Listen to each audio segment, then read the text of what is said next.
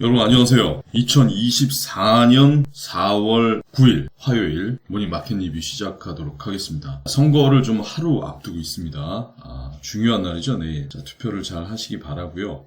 미국 증시가 좀 혼조 마감을 했습니다. 그래서 고공권인데 다우 같은 경우에 약보합이 0.03% 하락 마감했고 나스닥 같은 경우에는 0.03% 상승. 이 정도로 좀 마감을 했는데 분위기는 좀 그랬고요. 큰 변동성은 없었죠. 국채금리 급등이 지수 상승을 좀 억제한 측면도 있다고 보여지고 지금 현재 시장이 많이 올라온 것보다도 더 큰 악재가 없고 많이 빠진 것보다도 더 큰 호재가 없다고 하는데 나쁜 소식이 지금 이제 서서히 나오고 있어요. 주식시장의 상승을 좀 이끌고 있는 좀 아이러니한데 이런 부분이 있습니다. 그 증시에 이게 우리가 나스닥을 거래하는 입장에서 이 주식 강세장은 대부분 이 암묵적인 인하나 올해 그 1년의 금리 인하에 대한 그 희망에서 비롯된 측면이 있다고 봅니다. 그래서 특징주 한번 보면은 테슬라 같은 경우에 요즘 이 로봇 택시에 대한 기대감으로 해가지고 한 4.9%, 한 5% 가까이 올라왔는데 앞으로 또 상당히 또 조정 이후에는 테슬라도 관심 있게 봐야 된다고 봅니다. 좀 좋은 어떤 타이밍이 향후에 좀 예상이 되고요. 그리고 국채 가격은 좀 하락을 하는데 채권 시장 미국채 2년물 수익률이 0.040% 상승한 모습으로 좀 마감을 했어요.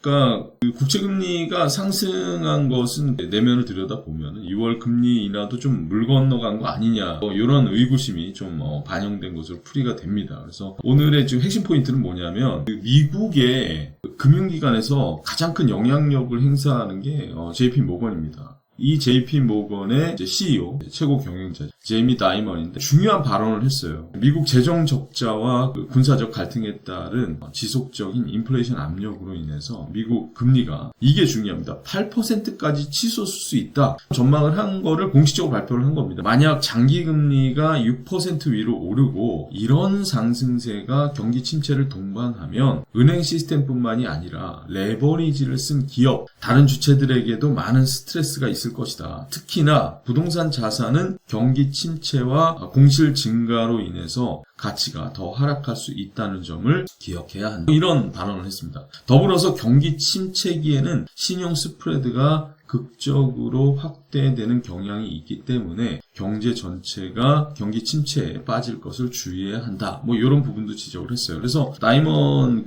JP모건 CEO 같은 경우에는 금리가 8% 상승할 수 있다는 요 언급. 이게 심상치가 않은 겁니다. 금리가 8%로 간다는 거는 이 증시는 어마어마한 하락 조정을 의미한다는 그런 얘기로 받아들일 수가 있다라는 겁니다. 전체적으로 자산시장이 오랜 시간에 걸쳐서 상당히 버블이 형성된 측면도 없지 않아 있기 때문에 이런 부분이 그러니까 사실 조정은 필요해요. 그리고 조정은 또 새로운 기회일 수가 있습니다. 이런 말씀을 좀 드리면서 오늘 모닝마켓 리뷰는 여기서 마치겠습니다.